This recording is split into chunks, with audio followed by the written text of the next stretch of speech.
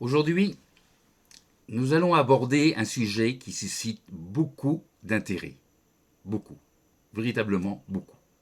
Mais aussi un sujet qui suscite, qui entraîne beaucoup de débats. Ce sujet, c'est la doctrine de l'enlèvement. De nombreuses églises l'enseignent comme une espérance centrale pour les croyants.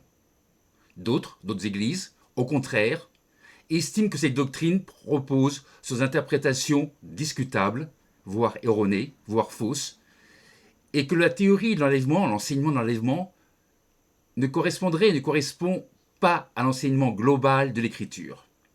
Alors aujourd'hui, nous allons voir ce qu'il en est. Nous allons voir ce que dit réellement la Bible sur ce sujet. Y aura-t-il un enlèvement des croyants? Si oui, à quel moment et dans quelles circonstances? S'agit-il d'un événement distinct du retour du Christ? Ou du même événement, décrit sous différents angles? Mon objectif aujourd'hui n'est pas de défendre une tradition ou d'en contester une autre. Mon objectif est de laisser parler les Écritures. Nous allons examiner les textes bibliques avec sérieux, comme on le fait toujours. On va les étudier dans leur contexte et on va les étudier avec cohérence. Bonjour à tous. Si l'on parle d'enlèvement, on est forcément amené à parler de deux personnages. On est forcément appelé à parler d'Hénoch et d'Élie. La Bible nous dit qu'Hénoch fut enlevé pour ne pas voir la mort. Quant à Élie, il serait monté au ciel dans un tourbillon. Est-ce que cela signifie que ces deux personnages, Hénoch et Élie, seraient aujourd'hui au ciel auprès de Dieu? La réponse va peut-être en étonner certains. La réponse est que ni Élie ni Hénoch ne sont actuellement au ciel. Comment le sait-on? Comment je peux l'affirmer avec une certitude totale, avec une affirmation totale? On peut le dire parce que le Christ lui-même le déclare lorsqu'il dit que personne autre que lui n'est monté au ciel. On peut lire ça au livre de Jean, chapitre 3, verset 13. Jean 3, verset 13, nous lisons: Personne n'est monté au ciel si ce n'est celui qui est descendu du ciel, le Fils de l'homme qui est dans le ciel. Comment Christ peut-il affirmer avec certitude qu'Hénoch et Élie ne sont pas au ciel? Parce que lui-même vient du ciel. Il peut donc parler en connaissance de cause. Si ces deux personnages ne sont pas montés au ciel, alors où sont-ils aujourd'hui? C'est ce que nous allons voir. On va commencer par Hénoch. Hénoch. La Bible nous dit d'Hénoch que c'est un homme qui marchait avec Dieu.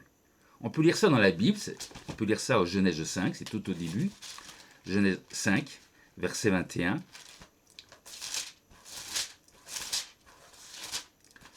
Genèse 5, verset 21, nous lisons: Hénoch, âgé de 65 ans, engendra Mithushélah. Hénoch, après la naissance de Mithushélah, marcha avec Dieu 300 ans. Il engendra des fils et des filles. Tous les jours d'Hénoch furent de 365 ans. Hénoch marcha avec Dieu. Nous lisons: Hénoch marcha avec Dieu, puis il ne fut plus, parce que Dieu le prit. Hénoch, nous l'avons lu, nous venons de le lire, marchait avec Dieu. Il obéissait à Dieu et le suivait dans ses voies par la foi. Personne ne peut marcher avec Dieu sans être en accord avec la volonté divine et agir en conformité avec elle. Le prophète Amos le déclare, Amos 3, verset 3, « Deux hommes marchent-ils ensemble sans être convenus ?» Amos 3, verset 3. Parmi ceux de sa génération, Hénoch est présenté comme un homme qui suivait les voies divines. Et nous avons lu qu'Hénoch eut son premier enfant à l'âge de 65 ans. Verset 21 de Genèse 5, nous avons lu. Ensuite, le verset 22 indique qu'il marcha 300 ans avec Dieu et pas une année de plus. Pourquoi pas une année de plus? Parce que nous avons lu que tous les jours d'Enoch furent de 365 ans. Donc 365 plus 300 ans, ça fait 365 ans, date de la mort d'Enoch. L'expression, nous lisons dans la Bible, l'expression tous les jours d'Enoch, tous les jours, est employée à plusieurs reprises dans ce 5e chapitre de la Genèse. Cette expression tous les jours indique systématiquement la durée totale de la vie du personnage que l'on mentionne. Généralement, cette expression est suivie de la formule « puis il mourut ».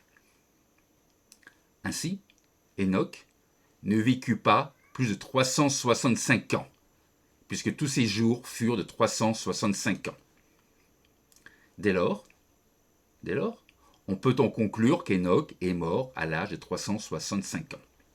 Dans ce cas, comment comprendre son supposé enlèvement auquel beaucoup croient?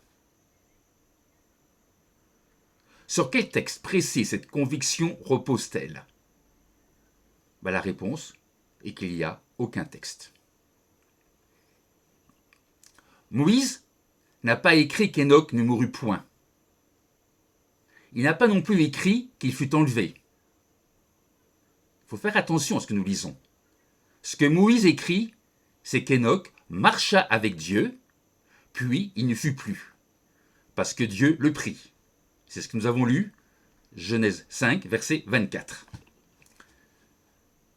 Littéralement, on lit que Dieu prit Enoch, c'est ce qu'on lit, et on en déduit qu'il fut enlevé au ciel. C'est ainsi que l'on fit dire à la Bible ce qu'elle ne dit pas. La Bible ne dit pas qu'Enoch alla au ciel lorsque Dieu le prit. La Bible dit simplement le fait qu'on ne le trouva plus. Il y a comme une différence. Prendre peut être assimilé à un enlèvement. D'accord.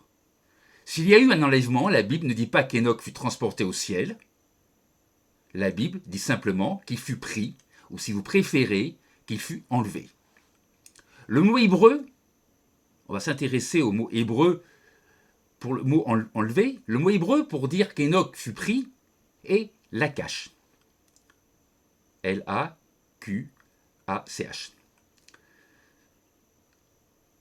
C'est un verbe qu'on traduit souvent par enlever. C'est un verbe qui est très courant en hébreu biblique.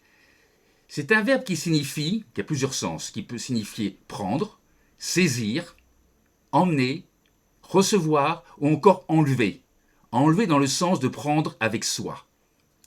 Le sens exact de ce mot, puisqu'on peut le traduire par différents mots, dépend toujours du contexte. Le mot lakash n'implique pas une montée au ciel. Il signifie simplement que Dieu a pris ou emmené Enoch. Le même verbe, le mot lakash, le mot hébreu lakash, est utilisé pour prendre une épouse, pour prendre un objet, prendre quelqu'un avec soi ou encore être retiré par Dieu. Par exemple, les fils des prophètes, qui étaient à Béthel, sortirent vers Élisée et lui dirent en 2 Rois, verset 3, ils lui dirent quoi? 2 Rois, chapitre 2, verset 3, ils lui dirent « Sais-tu que l'Éternel enlève aujourd'hui ton maître au-dessus de ta tête ?» Et il répondit « Je le sais. » Nous avons là le mot « enlever », le mot « lakash ». Le mot hébreu pour enlever, dans ce cas-là, dans le cas d'Enoch, ne précise pas le lieu où Enoch a été emmené. Seulement l'action de Dieu qui le prend. Alors dire qu'il a été emmené au ciel, ça sort de l'imagination. La Bible ne le dit pas. Dieu prit Enoch, d'accord, la Bible le dit, Dieu l'a enlevé, de telle sorte qu'il ne fut plus trouvé. Dieu l'enleva et l'ensevelit. Nous allons voir pourquoi.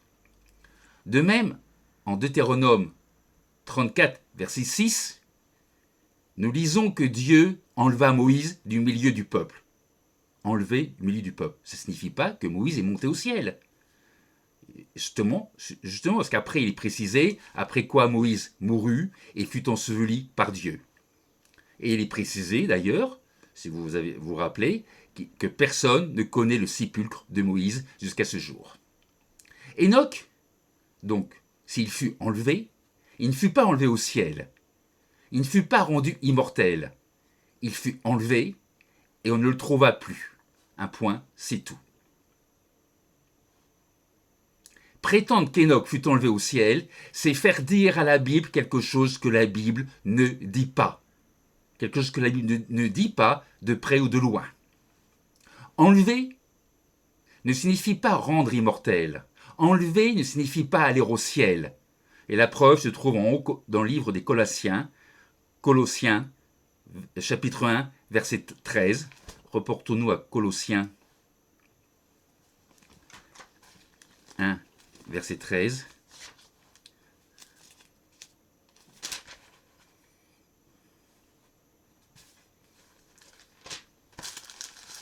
Nous lisons au verset 13. Il nous a délivrés de la puissance des ténèbres. Il nous a transportés dans le royaume de son Fils bien-aimé.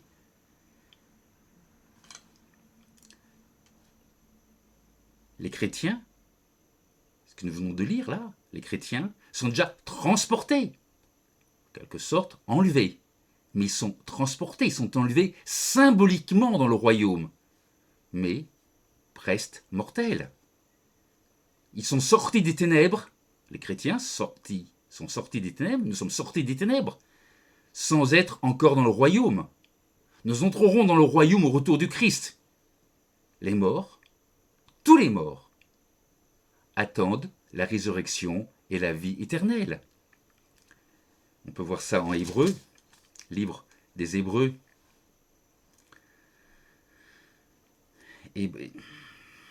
Hébreux, verset, c'est chapitre 11. Hébreux 11, verset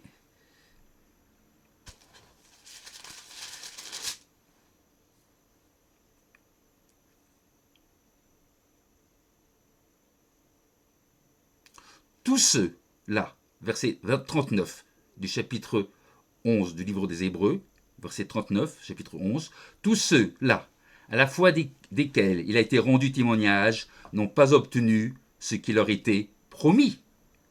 Personne n'est monté au ciel. Enoch fait partie de ceux qui sont morts et qui attendent la vie éternelle et l'héritage promis. Enoch n'est pas une exception. Si Enoch avait été enlevé au ciel, ça voudrait dire quoi?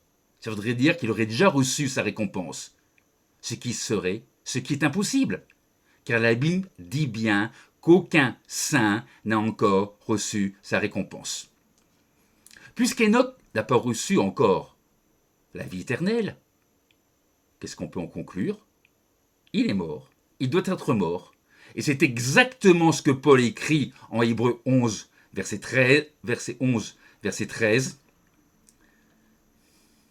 C'est dans la foi qu'ils sont tous morts. Qu'ils sont tous morts. Pas certains sont morts. La Bible dit tous. Tous morts, ça inclut Enoch, sans avoir obtenu les choses promises, mais les ont vus et salués de loin, reconnaissant qu'ils étaient étrangers et voyageurs sur la terre. Si Enoch est mort, que faut-il penser, alors, de ce que dit Paul au sujet d'Enoch? Paul dit qu'il fut enlevé. Paul le confirme, il a été enlevé, et Paul précise qu'il fut enlevé pour qu'il ne vit point la mort. Hébreux 11, verset 5. Nous lisons. C'est par la foi qu'Enoch fut enlevé pour qu'il ne voie point la mort. Il ne parut plus parce que Dieu l'avait enlevé, car avant son enlèvement, il avait reçu le témoignage qu'il était agréable à Dieu. De quelle mort? Puisqu'il est dit pour qu'il ne vit pas, il a été enlevé pour qu'il ne vit pas la mort. Donc de quelle mort s'agit-il? De quelle mort Enoch a-t-il été préservé? Enoch vécut 365 ans, nous l'avons vu. Que pouvait entendre Paul par ces mots? C'est par la foi qu'Enoch fut enlevé pour qu'il ne vit point la mort et qu'il ne parut plus parce que Dieu l'avait pris, l'avait enlevé. Notez, notez dans les propos de Paul, notez dans ce verset qu'il n'est pas dit qu'Enoch ne mourut pas. Mais ce verset dit pour qu'il ne vit point la mort. Qu'est-ce que ça signifie? Pour comprendre ce que veut dire Paul, il nous faut se rappeler que la Bible parle de plus d'une mort. Rappelez-vous, on en a déjà parlé, il y a une première mort, il y a une seconde mort, je vous donne la référence, c'est Apocalypse 20, verset 6, je ne vais pas me reporter. À quelle mort Paul faisait-il donc allusion lorsqu'il s'en référait à Enoch, lorsqu'il dit pour qu'il ne vit point la mort? Paul ne parlait pas de la première mort, parce que la première mort est réservée à tous les hommes, personne ne peut y échapper. Paul parle, dans ce verset, parler de la seconde mort, celle qui n'atteindra pas ceux et celles qui auront part à la première résurrection. Ceux et celles qui auront part à la première résurrection. Et cette mort, la deuxième mort, n'atteindra pas Enoch. Jésus parle là d'une mort qui peut être évitée. Dans Jean 8, verset 51, Jésus déclare, Jean 8, on va s'y reporter, Jean 8, verset 51.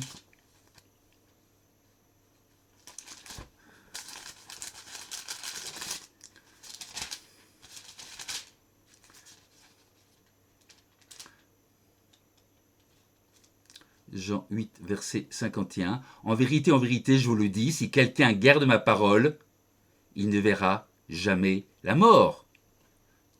En disant cela, je ne parle pas de la mort physique, mais de la mort spirituelle.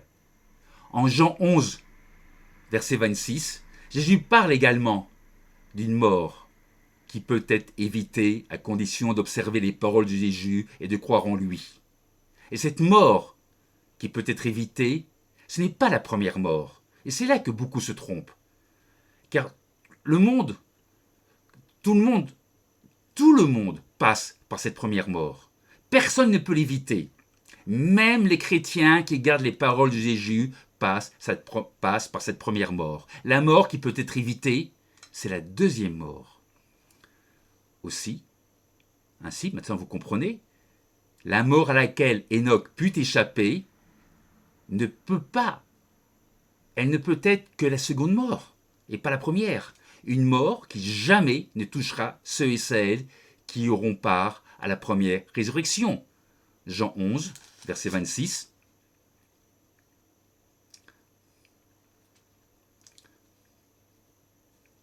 Et quiconque vit et croit en moi ne mourra jamais. Crois-tu cela? Personne ne va mourir, mais ce n'est pas de la mort physique, c'est de la mort éternelle. On ne meurt pas de la mort éternelle si on croit en Dieu et qu'on accepte le salut.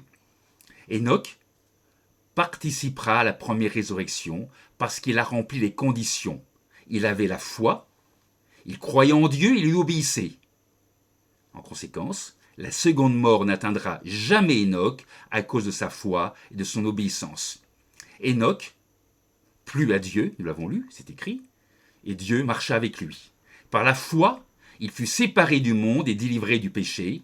Dieu le retira et il ne fut plus trouvé. Enoch fut enlevé par Dieu après sa mort, mais il ne fut pas enlevé au ciel.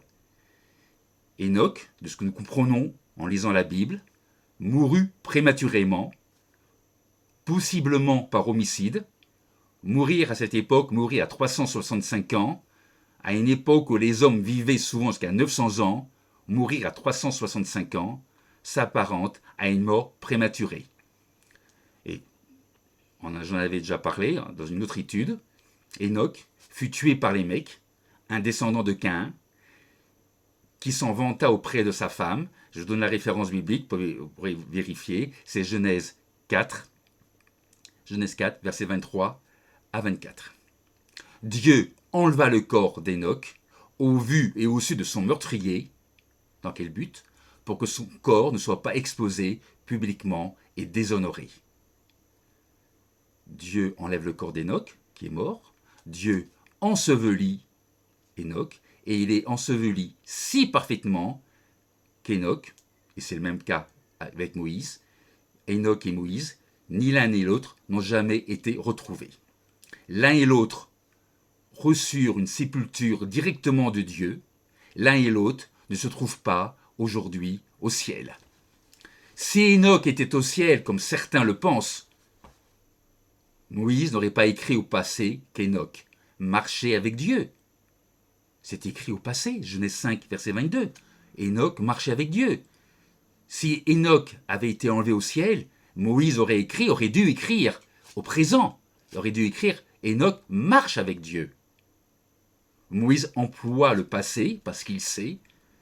Moïse comprend, il le sait, qu'Enoch est mort, qu'il n'est pas monté au ciel et qu'il attend la résurrection. Il attend la résurrection comme tous les saints. Enoch attend l'espérance de la résurrection au retour du Christ. Nous avons parlé d'Enoch. Nous avons montré qu'il n'est pas monté au ciel. Et qu'aujourd'hui, Enoch est mort et attend la résurrection. Maintenant, parlons d'un autre personnage, qu'on prétend également qu'il serait monté au ciel. C'est Élie, bien sûr. Si Élie était monté au ciel, la Bible se contredirait. Car plus de 900 ans après qu'Élie ait été emporté par un tourbillon, qu'est-ce que nous avons lu? Nous le lisons. Personne n'est monté au ciel, si ce n'est celui qui est descendu du ciel, le Fils de l'homme. Alors prétendre qu'Élie serait monté au ciel, alors qu'il est écrit quelques centaines d'années plus tard que personne n'est monté au ciel. Puisque ce n'est pas possible qu'Élie, donc, soit allé au ciel, où se trouve le trône de Dieu, à quel ciel alla-t-il? Et oui, parce qu'il est écrit qu'il monta au ciel. Mais on peut voir qu'il n'est pas monté au trône de Dieu. Donc, dans quel ciel Élie est monté? Nous lisons qu'Élie monta au ciel dans un tourbillon. C'est 2 Rois, chapitre 2, verset 1 et verset 11. La réponse devrait nous être évidente. Élie monta au ciel dans un tourbillon. Non point au ciel du trône de Dieu, mais à l'intérieur de l'atmosphère terrestre. Le mot hébreu, pour désigner ciel, est le mot shamaïm. Shamaïm est un mot hébreu qu'on peut traduire différemment. C'est un mot qui peut désigner l'atmosphère, l'espace ou la demeure de Dieu. Et à chaque fois, selon le contexte. Ainsi, la mention qu'Élie monte au ciel ne précise pas de quel ciel il s'agit. Puisque la Bible affirme que personne n'est monté au ciel, où Dieu demeure, on ne peut qu'en déduire qu'Élie fut enlevé dans l'atmosphère. Certes, il est monté au ciel, mais pas là où se trouve le trône de Dieu. Il fut enlevé dans l'atmosphère, puis déplacé ailleurs. D'ailleurs, fait intéressant, des récits anciens évoquent des personnages emportés par des tourbillons de vent, vus comme des vents de Dieu. Pourquoi Élie fut-il enlevé? Quelle était la raison de cet extraordinaire acte de Dieu? Pourquoi Dieu enleva Élie dans l'atmosphère?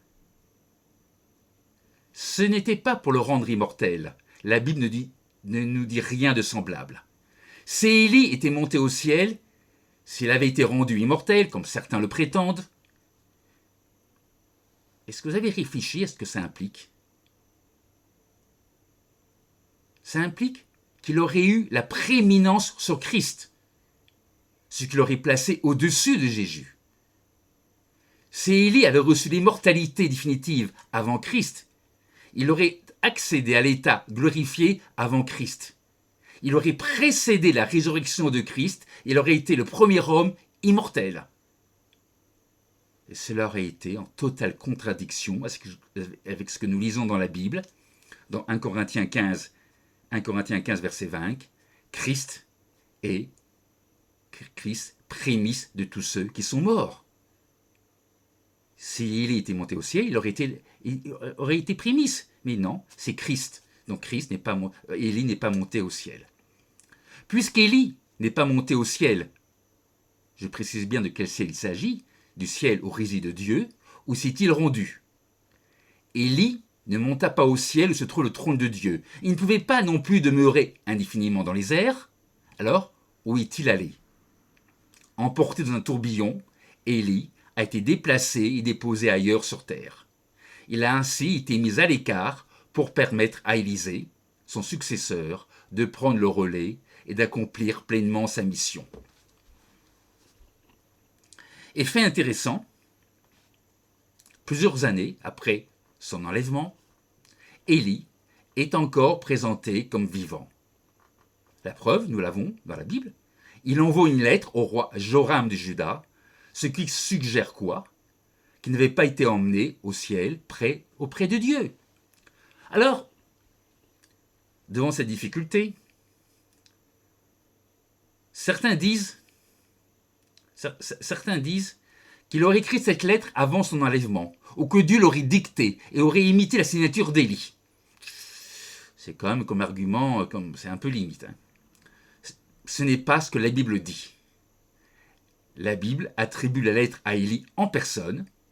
Il s'agit d'une lettre où Élie traite d'événements récents du règne de Joram, des événements dont il n'aurait pas pu avoir connaissance s'il n'en avait pas entendu parler de son vivant. Quant à prétendre que Dieu aurait imité sa signature, là c'est un peu exagéré. Le texte en question se trouve en 2 Chroniques 21, versets 12 à 15. La lettre d'Élie, 2 Chroniques 21, versets 12 à 15, cette lettre évoque les meurtres du roi et annonce un jugement futur, la maladie du roi. Cette lettre a donc été rédigée plusieurs années avant l'enlèvement supposé d'Élie. Cette lettre a donc été rédigée plusieurs années après l'enlèvement d'Élie. Elle a été rédigée par Élie lui-même. On ne peut qu'en déduire qu'Élie a vécu ses dernières années à l'écart, dans un lieu terrestre, jusqu'à sa mort naturelle. Et de là où il vivait, il se tenait au courant des affaires du royaume et il écrit au roi.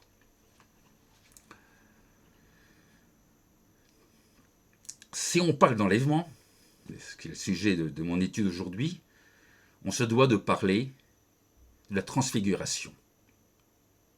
Abordons maintenant la question de la transfiguration de Jésus-Christ. Là aussi, parce que la transfiguration est utilisée pour dire qu'Élie et qu'Enoch seraient montés au ciel auprès de Dieu. La transfiguration. Que dire de l'apparition de Moïse et d'Élie sur la montagne de la transfiguration?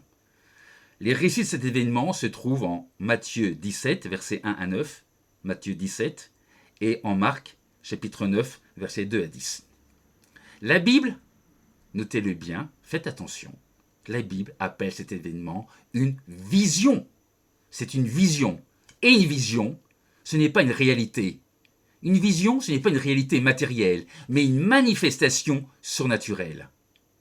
Moïse comme Élie n'étaient pas présents corporellement sur la montagne. Ils apparaissent dans le cadre d'une vision. Et la Bible, d'ailleurs, parle explicitement de vision. Reportez-vous à Matthieu 17. Matthieu 17.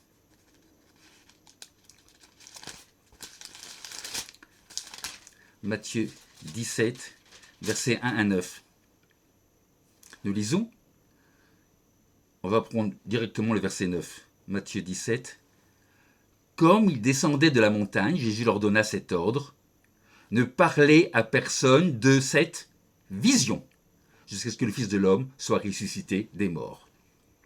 Moïse et Élie apparaissent avec Jésus pour annoncer la gloire future du royaume.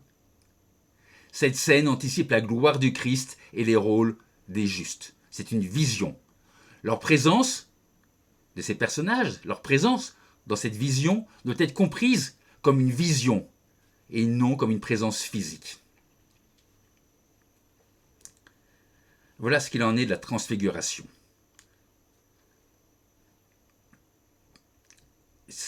Toujours dans le cadre de l'enlèvement, reportons-nous à Malachie. Malachie, chapitre 4. C'est un passage qui rend perplexe certaines personnes. On va le lire. Malachie 4.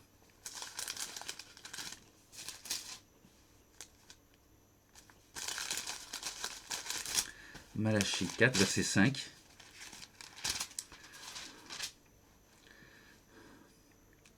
Voici, nous lisons, je vous enverrai Élie le prophète, avant que le jour de l'Éternel arrive, ce jour grand et redoutable. Il ramènera le cœur des pères à leurs enfants et le cœur des enfants à leurs pères, de peur que je ne vienne frapper le pied d'interdit. Voici, je vous enverrai Élie le prophète. Verset 5 de Malachie 4. Et comme il est écrit que je vous enverrai Élie le prophète, certains en déduisent, vous voyez, Élie est bien monté au ciel. Non, on va voir pourquoi. Encore une fois, Élie n'est pas monté au ciel. Le ministère d'Élie, revenons au ministère d'Élie. Le ministère d'Élie est marqué par quoi? Le ministère d'Élie est marqué par un temps de confrontation et de jugement. Élie, son ministère se manifestait par des sécheresses annoncées, par du feu qui descendait du ciel. Élie, dans son ministère, il dénonce frontalement l'idolâtrie et il affronte ouvertement les autorités de l'époque. Et c'est pour cette raison qu'Élie est souvent appelé le prophète du jugement. Et son ministère vise à réveiller un peuple endurci, en révélant sans détour la gravité de son péché et l'urgence d'un retour à Dieu. Ça, c'est le ministère d'Élie de son vivant. Au temps du Christ, ce rôle prophétique qu'a accompli Élie de son temps, ce rôle prophétique fut repris par Jean-Baptiste. Jean-Baptiste ne flattait pas les consciences, il les secouait, il préparait les cœurs par un appel radical à la repentance. Exactement ce que fit Élie de son temps. Exactement, Jean-Baptiste a agi avec l'esprit et la puissance d'Élie. C'est pourquoi Jean-Baptiste est explicitement comparé à Élie. Jean-Baptiste incarne lui aussi ce ministère de réveil nécessaire lorsque le peuple s'endurcit. Ça ne fait pas pour autant de lui Élie le personnage. Jean-Baptiste dira ainsi, Jean-Baptiste dira en Matthieu 3, verset 7, « Race de vipères, qui vous a appris à fuir la colère de Dieu. » C'est un ministère de jugement. Et la Bible nous indique d'ailleurs qu'au temps de la fin, ce même rôle prophétique de réveil sera à nouveau exercé. Dieu suscitera des témoins, deux en l'occurrence, pour appeler un monde endurci à prendre conscience du jugement à venir et à se tourner vers lui tant qu'il est encore temps. Ce sont les deux témoins qu'on trouve dans le livre de l'Apocalypse. Élie préfigure Jean-Baptiste. Tous deux préparent la voie à un plus grand qu'eux. Tous deux ont appelé à la repentance et au retour à Dieu. Jean-Baptiste, vient avec l'esprit et la puissance d'Élie. Jean n'est pas Élie, mais il vint avec l'esprit et la puissance d'Élie, par mission similaire, non pas réincarnation. Le parallèle entre Jean-Baptiste et Élie, c'est un parallèle typologique et montre la continuité du plan de Dieu. Tant Enoch qu'Élie, soyons-en assurés, et c'est très clair dans la Bible, il faudrait vraiment être de mauvaise foi pour prétendre le contraire, tant Enoch qu'Élie sont aujourd'hui morts. Mais certes, le moment vient où ils seront ressuscités pour vivre à jamais. Mais en attendant ce moment, ils sont morts. Alors, on a parlé d'Enoch, on ne pouvait pas parler, on était obligé, si on parle de l'enlèvement, on était obligé de parler d'Enoch, on était obligé de parler d'Élie, on a parlé de la transfiguration, on a parlé de Malachie. Maintenant, parlons de la doctrine elle-même, de la doctrine de l'enlèvement. La croyance en l'enlèvement, souvent appelée l'enlèvement de l'Église, est un enseignement selon lequel, à un moment déterminé par Dieu, les croyants seront soudainement enlevés de la terre pour rencontrer Christ. L'enlèvement désigne l'idée que les fidèles vivants et les morts ressuscités seront transformés, rassemblés et emmenés à la rencontre du Seigneur. Certains disent, et je les entends, que l'enlèvement ne serait pas biblique, que ce serait un mythe. Pourtant, c'est biblique et appuyé par des versets que nous pouvons lire dans la Bible. Et le texte principal sur lequel ces doctrines, la doctrine de l'enlèvement, repose, c'est 1 Thessaloniciens, chapitre 4. 1 Thessaloniciens, chapitre 4, verset 16.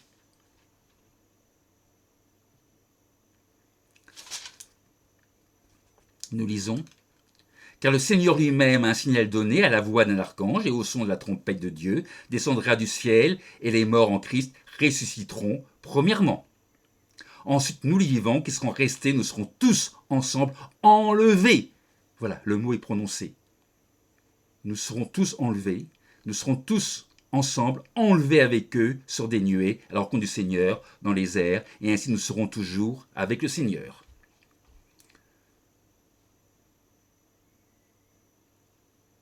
Il y a un autre passage de la Bible qui justifie cette doctrine. En tout cas, cette doctrine s'appuie sur ce passage que nous venons de lire, mais également sur un autre passage.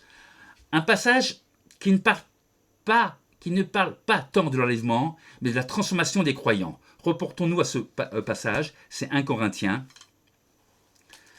15.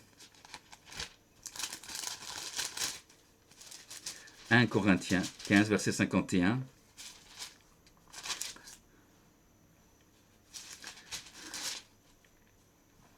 Voici, je vous dis un mystère, nous ne mourrons pas tous, mais tous nous serons changés. En un instant, en un clin d'œil, la dernière trompette. La trompette sonnera, et les morts ressusciteront incorruptibles, et nous serons changés. Il y aura bien un enlèvement. La Bible l'enseigne clairement. Donc le débat ne porte donc... Oui, le débat, ce que je voulais dire que le débat ne porte donc pas sur sa réalité. Tout le débat sur l'enlèvement porte sur son moment. Aura-t-il lieu avant, pendant ou après la grande tribulation? Personne ne conteste qu'il y aura un enlèvement. Mais quand? Avant la tribulation? Pendant ou après? La question du timing est légitime puisque l'enlèvement est annoncé dans l'Écriture. Alors, je vais expliquer ce qu'il en est. Il y a 3 grandes compréhensions quant à la date de l'enlèvement. La première compréhension, qui est enseignée par certaines églises, c'est l'enlèvement avant le début de la tribulation. Donc l'enlèvement devrait avoir lieu 3 ans et demi avant le retour du Christ. Durant cette période, les enlevés seraient au ciel avec Christ. Certains enseignent une tribulation de 7 ans, basée sur une compréhension erronée de la 70e semaine de Daniel. Je ne vais pas m'y reporter, on a déjà étudié ça. Et ces personnes placent l'enlèvement 7 ans avant le retour du Christ. Peu importe, qu'on le place 7 ans avant ou 3 ans et demi, il est placé bien avant le retour du Christ. Selon cette compréhension, l'enlèvement aurait lieu avant la grande tribulation. Pour certains, comme je l'ai dit, 3 ans et demi avant le retour du Christ, pour d'autres 7 ans avant. Ça, c'est la première compréhension. La deuxième compréhension place l'enlèvement, allez savoir pourquoi, je ne sais pas. En tout cas, certaines églises placent l'enlèvement au milieu de la tribulation. Et la troisième compréhension place l'enlèvement avec le retour visible du Christ à la fin des temps. Cette troisième compréhension voit l'enlèvement et le retour du Christ comme un seul événement. Chez les premiers chrétiens, la doctrine de l'enlèvement ne constituait pas un enseignement distinct. Il n'y avait pas de problème pour eux. Les premiers chrétiens attendaient surtout le retour visible du Christ et la résurrection finale. Sans se focaliser sur un enlèvement, ils comprenaient qu'au retour du Christ, ils iraient à sa rencontre et seraient transformés en êtres incorruptibles. Au Moyen-Âge, l'accent a été mis sur le jugement final et la résurrection. Au Moyen-Âge, toujours pas de doctrine d'enlèvement distincte. Au XIXe siècle, l'idée d'un enlèvement distinct du retour du Christ s'est développée. Un enlèvement qui aurait lieu bien avant le retour du Christ. Pour certains 3 ans et demi, pour d'autres 7 ans. Cette idée s'est développée notamment avec John Nelson Darby et le dispensationalisme, puis s'est popularisée au XXe siècle, entre autres avec Scofield. Darby et Scofield, vous connaissez leur Bible, sont connus pour leur traduction et leur Bible annotée. Les commentaires bibliques de ces deux hommes vont dans le sens d'un enlèvement devant prendre place bien avant le retour du Christ. Leur Bible, plutôt je dirais leurs commentaires, ont fortement contribué à diffuser l'idée d'un enlèvement distinct et antérieur au retour visible du Christ. Avant de poursuivre, je voudrais faire un aparté sur Ellen G. White et son ouvrage, que certains d'entre vous ont lu, La tragédie des siècles. J'ai entendu dire qu'elle aurait enseigné un enlèvement secret avant la tribulation. Il n'y a rien de plus inexact. Dans ses écrits, Ellen White enseigne clairement que l'enlèvement aura lieu exactement au moment du retour visible de Christ et non avant la tribulation. Elle montre également que cet événement sera public, spectaculaire et mondial, et que cet événement coïncidera avec la résurrection des morts en Christ. Pour Ellen White, sur ce point, elle ne se trompe pas. Pour Ellen White, il n'y a donc pas d'enlèvement secret, mais un enlèvement visible au moment du retour du Christ. Revenons à nos deux traducteurs de la Bible. Revenons à Darby et à Scofield. L'un et l'autre, eux, croient un enlèvement secret, un enlèvement qui prendrait place plusieurs années avant le retour du Christ. Mais que ce soit Scofield, Darby et même Ellen G. White, ces personnages, il faut toujours rappeler que ces personnages, par leurs écrits, n'engagent qu'eux-mêmes et qu'ils ne sont pas la parole de Dieu. Notre référence à nous, ce n'est pas les commentaires de Darby, si intéressants peuvent-ils l'être, ou de Scofield, ou encore ce qu'a écrit Ellen G. White. Notre référence doit être la Bible. Un commentaire n'engage que celui qui l'écrit. Il n'engage pas Dieu. Ce que vous lisez dans des commentaires, ce n'est pas la parole de Dieu. Ce sont des commentaires écrits par des hommes. Ce que vous lisez dans des commentaires, dans des brochures, des articles ou toute autre littérature doit toujours être vérifiée à la lumière de la Bible. Il en est de même pour ce que je vous dis aujourd'hui. Tout ce que je vous dis aujourd'hui, vérifiez-le. Le dispensationalisme que Darby et Scofield ont enseigné distingue Israël et l'Église et voit l'histoire du salut en dispensation, avec des promesses séparées et un enlèvement réservé à l'Église. Ce n'est pas biblique. Cette distinction entre Israël et l'Église, qui a été proposée par ces auteurs, qui a été proposée par les dispensationalistes, implique une différence de traitement. L'Église serait enlevée, tandis qu'Israël, le peuple physique, resterait sur terre jusqu'au retour visible du Christ. Selon cette perspective, Dieu aurait un plan spécifique pour Israël et un autre plan pour l'Église durant la tribulation. Cette idée de deux plans distincts, un pour l'Église et un pour Israël, cette idée n'a aucun fondement biblique. Une lecture globale de la Bible met plutôt en avant l'unité du peuple de Dieu et même l'unité du peuple de Dieu. La Bible met en avant un accomplissement final dans l'unité. Et le même accomplissement pour tous, que ce soit pour Israël ou pour l'Église. Dans cette compréhension, l'Église s'inscrit dans la continuité du peuple de Dieu. Les promesses accomplies en Christ. Juifs et païens forment un seul peuple. Il y a un seul plan de salut pour les uns et pour les autres. Il n'y a pas deux plans. Reportons-nous à Galates.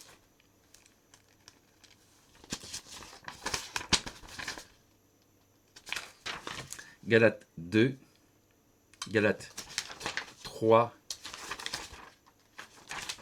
verset 28. Galates 3, verset 28. Nous lisons. Il n'y a plus ni juif ni grec. Il n'y a plus ni esclave ni libre. Il n'y a plus ni homme ni femme. Car tous vous êtes un en Jésus-Christ. Il n'y a pas deux plans. Et vous êtes en Christ et si vous êtes en Christ, vous êtes donc la descendance d'Abraham, héritier selon la promesse. Comprenons bien qu'il n'y a pas d'un côté Israël et de l'autre l'Église. L'Église est le prolongement du peuple de Dieu. L'Église est le prolongement d'Israël. La Bible décrit l'Église non comme une parenthèse, mais comme l'extension, l'accomplissement du peuple de Dieu. Désormais, le peuple de Dieu élargi aux nations du monde. 1 Pierre 2, versets 9 à 10, applique à l'Église des titres donnés à Israël. 1 Pierre 2, voyons ça. 1 Pierre 2, verset 9, nous lisons. Vous, au contraire, vous êtes une race élue, un sacerdoce royal, une nation sainte, un peuple acquis, afin que vous annonciez les vertus de celui qui vous a appelé des ténèbres à son admirable lumière. L'Église, les appelés, sont une race élue, un sacerdoce royal, une nation sainte. On peut également se reporter à 1 Pierre 2, verset 9, là on vient de le lire. Au concile de Jérusalem, l'entrée des nations dans le peuple de Dieu n'est pas une surprise, mais l'accomplissement des prophètes. Acte 15. Acte 15.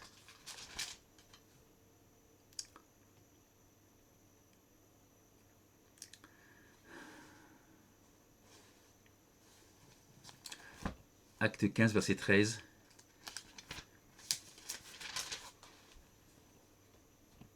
Lorsqu'ils eurent cessé de parler, Jacques prit la parole et dit :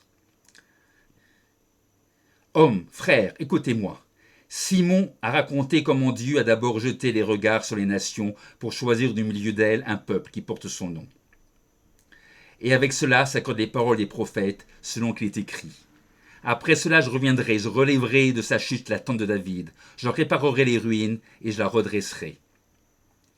Afin que le reste des hommes cherche le Seigneur. Ainsi, que toutes les nations sur lesquelles mon nom est invoqué, dit le Seigneur qui fait ces choses, et à qui elles sont connues de toute éternité.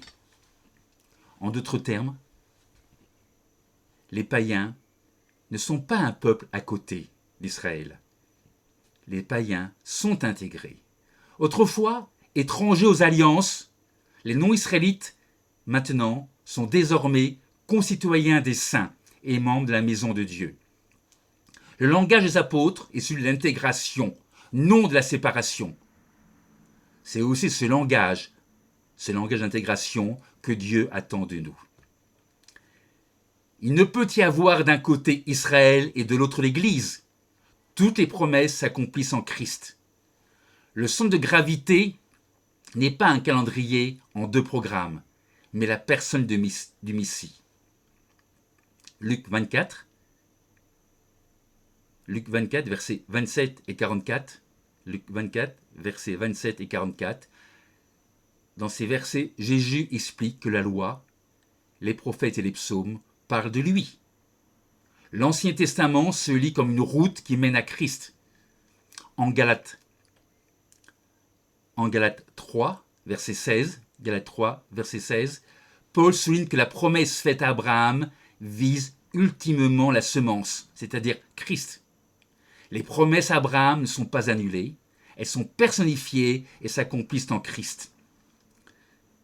Il ne peut y avoir d'un côté Israël et de l'autre l'Église. Il ne peut y avoir juifs et païens. Les deux forment un seul peuple. Le Nouveau Testament explique, le Nouveau Testament affirme explicitement l'unité. Un seul corps, un seul troupeau, un seul homme nouveau. Christ a renversé le mur de séparation. Christ a créé un seul homme nouveau, réconciliant les deux en un seul corps. Le but de l'Église est l'unité, pas de cheminer dans 2 voies parallèles. Reportons-nous à Jean 10.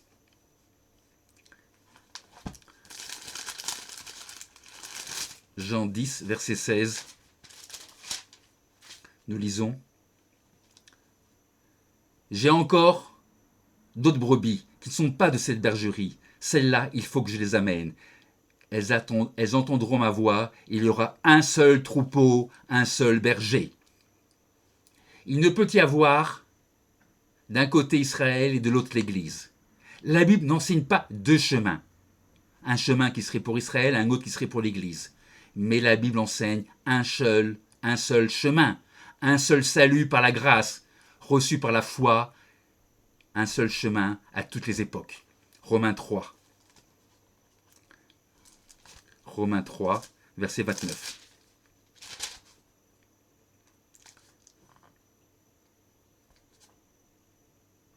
Ou bien Dieu est-il seulement le Dieu des Juifs? Ne l'est-il pas aussi des païens? Oui, il est aussi des païens, puisqu'il y a un seul Dieu, qui justifiera par la foi les circoncis et par la foi les incirconcis. Un seul plan. Ainsi, bibliquement, l'Église n'est pas une parenthèse. Elle est l'assemblée de Dieu, rassemblant tous ceux que Dieu appelle. Les nations ne remplacent pas Israël. Elles sont ajoutées au peuple de Dieu par la foi, et les Juifs eux-mêmes entrent par le même Messie. Il y a donc un seul plan de salut, continu et centré sur Jésus-Christ. Le dispensationalisme enseigne deux plans distincts, l'un pour Israël, l'autre pour l'Église.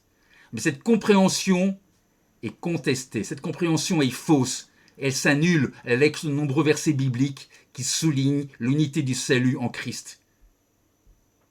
L'Écriture met en avant un seul Dieu sauveur, un seul moyen de salut, une seule foi et un seul peuple réuni en Christ. C'est ce peuple qui sera enlevé sur les nuées à la rencontre du Seigneur dans les airs. Maintenant que nous avons vu qu'il n'y a qu'une Église, qu'il y a un seul chemin, un seul salut, une seule espérance, une question demeure. C'est celle du moment de l'enlèvement. Aura-t-il lieu avant la grande tribulation, pendant la grande tribulation, ou après la grande tribulation au moment du retour du Christ? Ces trois positions existent dans le monde chrétien. Voyons d'abord la possibilité d'un enlèvement avant la tribulation. Cette possibilité, cette idée, ne repose sur aucun verset biblique. Aucun texte, aucun verset ne dit explicitement qu'un enlèvement devrait se faire avant le début de la grande tribulation. Cette idée d'un enlèvement avant la grande tribulation repose sur la promesse biblique d'être gardé de l'heure de l'épreuve. Apocalypse 3, verset 10, nous lisons « Parce que tu as gardé la parole de la persévérance en moi, je te garderai aussi à l'heure de la tentation qui va venir sur le monde entier pour éprouver les habitants de la terre. » Notez que Dieu fait effectivement la promesse de garder les siens à l'heure de l'épreuve qui doit venir sur le monde entier. Cependant, ne faisons pas dire à la Bible ce qu'elle ne dit pas. Cette promesse ne précise pas que cette protection se ferait par un enlèvement préalable épargnant toute tribulation. Le verset 10 d'Apocalypse 3 parle d'être gardé, préservé, mais ne parle pas d'un enlèvement au ciel. La Bible parle d'une protection qui prendra place sur terre. Il est question de la femme protégée au désert. On peut lire ça dans Apocalypse 12, verset 6. Et la femme s'enfuit dans le désert et elle avait un lieu préparé par Dieu afin d'y être nourrie pendant 1260 jours. Cette image de la femme qui est protégée au désert suggère une protection divine qui prendra place sur terre et non au ciel. Les déserts ne sont pas au ciel mais sur terre. Les chrétiens seront protégés pendant la grande tribulation, mais cette protection ne sera pas au ciel comme beaucoup le croient. Ils peuvent le croire, mais ne peuvent s'appuyer sur aucun verset biblique. La protection sera ici même, quelque part sur la planète Terre. La compréhension d'un enlèvement avant la tribulation ne repose de près ou de loin sur aucun verset biblique. Voyons maintenant la possibilité d'un enlèvement au ciel qui prendrait place au milieu de la tribulation. Là, on n'est plus avant, mais on est au milieu. Là encore, aucun verset biblique n'étaye cette possibilité. Certains utilisent le verset 52 du chapitre 15 de 1 Corinthiens. 1 Corinthiens chapitre 15, verset 52, pour soutenir cette idée. 1 Corinthiens 15, verset 52, que nous avons déjà lu. On va de nouveau nous y reporter. 1 Corinthiens 15, verset 52. Nous lisons. En un instant, en un clin d'œil, la dernière trompette, la trompette sonnera, les morts ressusciteront incorruptibles, et nous serons changés. Notons quelque chose.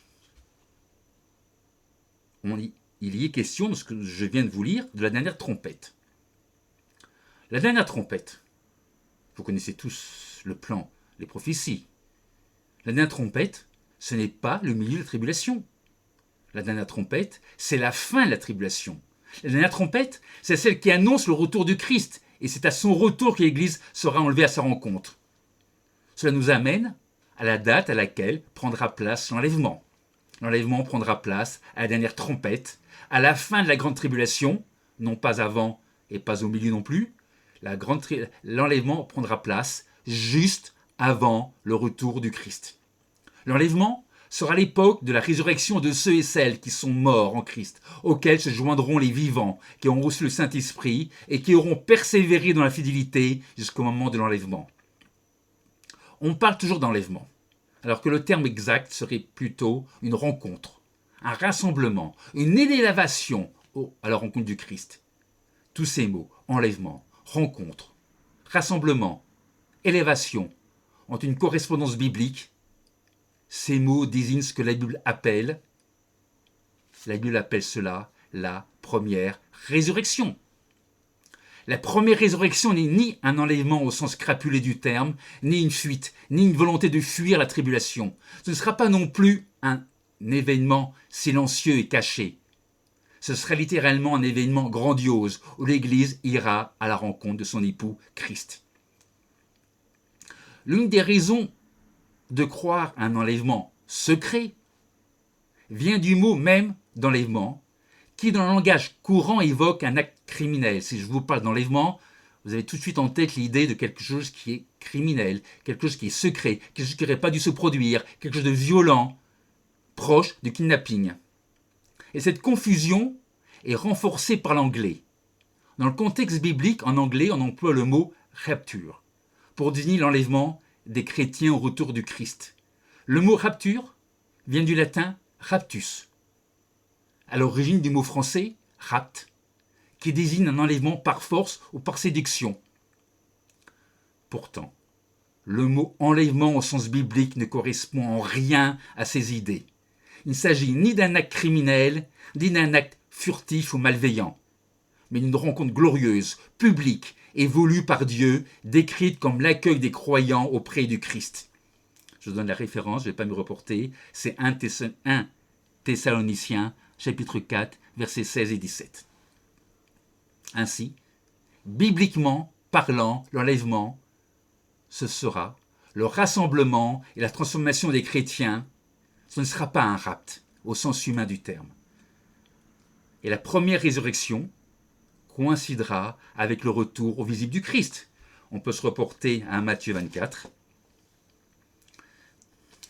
Matthieu 24.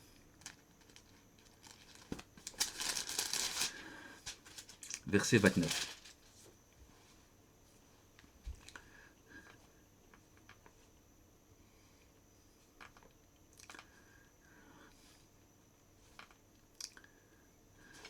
Aussitôt, après ces jours de détresse, le soleil s'obscurcira, la lune ne donnera plus sa lumière, les étoiles tomberont du ciel et les puissances des cieux seront ébranlées. Alors, le signe du Fils de l'homme paraîtra dans le ciel. Toutes les tribus de la terre se lamenteront, et elles verront le Fils de l'homme venant sur les nuées du ciel avec puissance et une grande gloire. Il enverra ses anges avec la trompette retentissante. Ils rassembleront ses élus des quatre vents d'une extrémité des cieux à l'autre. C'est l'enlèvement, juste à la fin des temps, au moment du retour du Christ. À la lecture de ces versets que je viens de vous lire là, nous comprenons que le rassemblement des élus à la rencontre du Christ ne sera pas un événement secret. Ce sera un événement visible du monde entier. Un événement qui prendra place au son de trompettes retentissantes. Ce sera un événement triomphal annoncé au monde. Alors, on se demande pourquoi on parle toujours d'enlèvement secret. Dans l'Apocalypse, dans le livre de l'Apocalypse, Jean indique clairement qu'il ne s'agira pas d'un événement secret ou caché.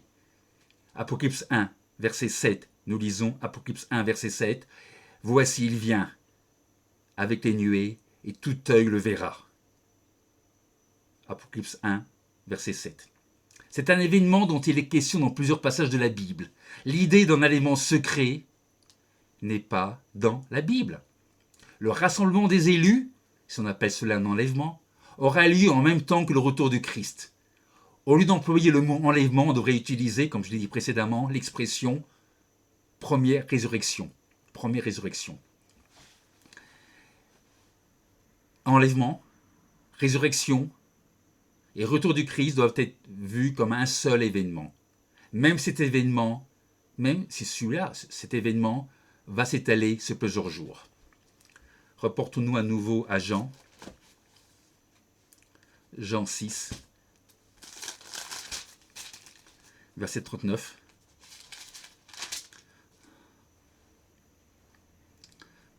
Or, la volonté de celui qui m'a envoyé, c'est que je ne perde aucun de tous ceux qu'il m'a donnés, mais que je les ressuscite au dernier jour. Verset 40. La volonté de mon Père, c'est que quiconque voit le Fils et croit en lui ait la vie éternelle, et je le ressusciterai au dernier jour. L'enlèvement.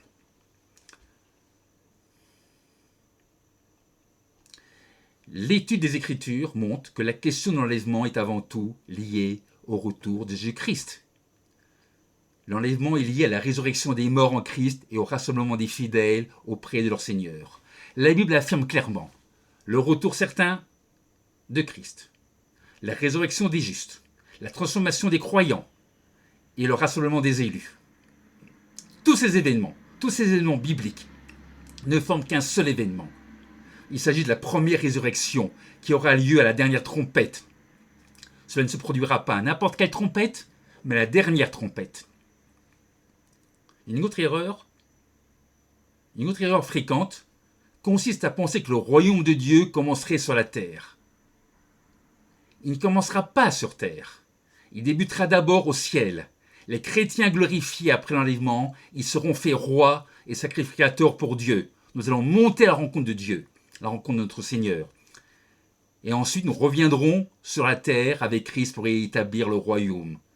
On ne va pas demeurer au ciel, on va y demeurer que brièvement, le temps de recevoir la couronne promise. Pour résumer cette étude que je vous ai donnée aujourd'hui, l'enlèvement aura lieu. L'enlèvement aura lieu au son de la dernière trompette. La Bible associe cet événement à la première résurrection.